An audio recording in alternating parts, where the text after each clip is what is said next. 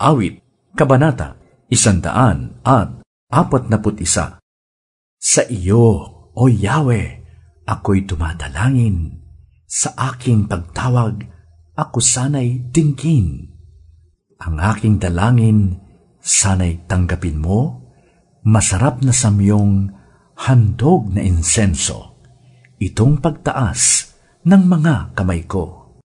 O Yahweh, bibig ko ay iyong bantayan, ang mga labi ko'y lagyan mo ng bantay.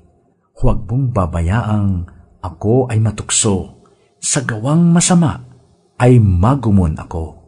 Ako ay ilayo, iiwas sa gulo, sa handaan nila'y nang di makasalo. Pagkat may pag-ibig ang mabuting tao, pwedeng magparusat pagwikaan ako. Ngunit ang masama ay hindi ko ibig, na ang aking uloy buhusan niya ng langis. Pagkat ang dalangin at lagi kong hibik ay laban sa gawa niyang malulupit.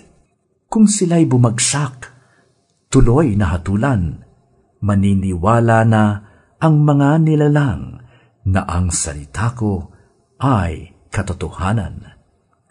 Tulad ng panggatong na pira-piraso, sa pinaglibingay kakalat ang buto.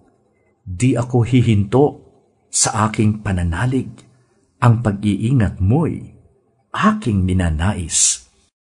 Huwag mong itutulot, buhay ko'y mapatid, sa mga patibong ng masamang tao, ilayo mong lubos, ingatan mo ako.